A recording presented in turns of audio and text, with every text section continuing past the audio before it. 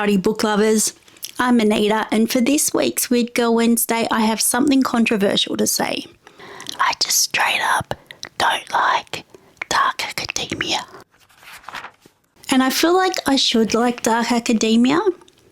Like, it's got the awesome vibe, the awesome aesthetic, it's got gothic libraries and all that. You know, it's got beautiful people making terrible decisions. On paper, it should be my thing. But whenever I actually read dark academia, I just end up bored. And that's the thing, I think. It's all aesthetic. It's all style, no substance. I could just make a dark academia Pinterest board and, you know, pin some Latin quotes, some, you know, candlelit libraries, maybe a photo of some guy, black and white photo of some guy in a tweed jacket, smoking a cigarette, looking out a rainy window. And it would have the same emotional payoff. I feel like dark academia is more interested in appearing intellectually profound than having any real depth. I feel like it always promises me something and then just doesn't deliver on it. And I feel like this must be a me problem because people freaking love dark academia. People get tattoos with quotes from The Secret History or whatever. But let me tell you, I hated The Secret History. And at first I thought I hated it because I listened to the audiobook, and even on double speed, Donna Tartt's narration felt so slow and grating. I mean, I know it's meant to be iconic or whatever, but it just felt like stabbing myself in the eye with an ice pick over and over and over for 20-something hours. And then I realised it's not the narration. Well, it's not just the narration. Reading The Secret History felt like being trapped at a dinner party with people who desperately want you to think that they're fascinating, but really they're just pretentious and full of self-importance. That said, the exception to all of this is If We Were Villains, and I think that that's just because I'm a bit of a Shakespeare nerd. I studied a lot of Shakespeare at uni, and, you know, I probably picked up on more of the subtle references in that than in, you know, The Secret History or something that I haven't studied in depth. But I feel like in If We Were Villains, the performative intellectualism actually worked because they were literally performing. They were supposed to be melodramatic because they were, you know, acting out dramas. And I kind of enjoyed the self-awareness of that. It didn't just insist on itself. It insisted that it was insisting on itself.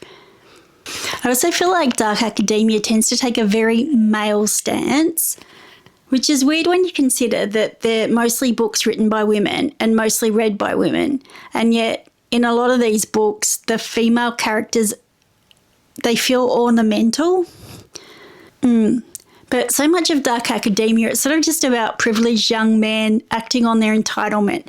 And I feel like there's enough of that in the real world. I don't need it in my fiction as well. I don't want to see through the male gaze. Even in something like The Ninth House, where the protagonist is female, it's still not female-centred.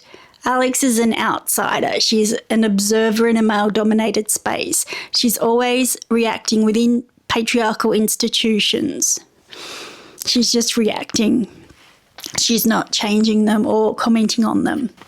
And I think that that's why books like Bunny don't actually feel like dark academia to me. They're books where femininity itself sort of shapes the core of the story, and the violence feels different in those books. It feels messier. And I think that that's really the core of why I don't like dark academia, but I do love Weird Girl Lit, even though the content can be similar. Books like The Secret History or If We Were Villains, they always feel like they're sort of skirting around the edge of what they want to say, whereas Weird Girl Lit, it gets right into the meat of it. Like, it doesn't shy away from anything. Weird Girl Lit feels real. It feels connected to the reality of being a woman, whereas dark academia sort of has to remove itself from the nastiness. It needs to intellectualize it. Whereas, you know, Weird Girl Lit wants to dissect it. It wants to pull out its guts and roll around in it.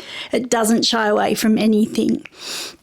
And that nastiness is what I crave in a book. I want a book that says, I see you, girl, not verily mine eyes doth perceive thee, or whatever. I honestly, I probably just feel like this because I'm getting old. Like, if I'd read The Secret History or Babel or whatever when I was in high school, I know I would have obsessed over them. It would have just become a core part of who I am. But now that I'm older,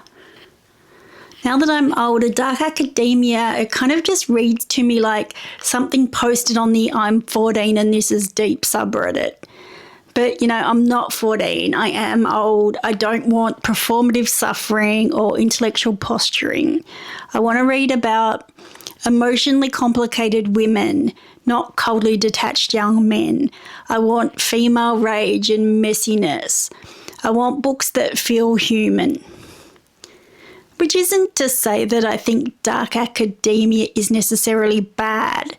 A lot of it's great, a lot of it's really well written, and I can see why people like it. It's just that I don't. Anyway, that's my hot take. Let me know if you agree, or let me know if you hate me now because I insulted A Secret History. And if you like this video, you know what to do. And if you want to see more, you also know what to do. I mean, subscribe. Anyway, thanks for watching. Stay weird, and I'll see you next time.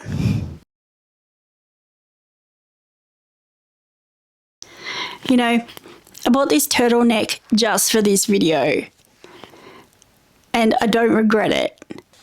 I was going to wear a beret as well, but it's in my hat box at the top of my wardrobe and I just couldn't be bothered getting it down. So just imagine I'm wearing a beret and that it looks awesome.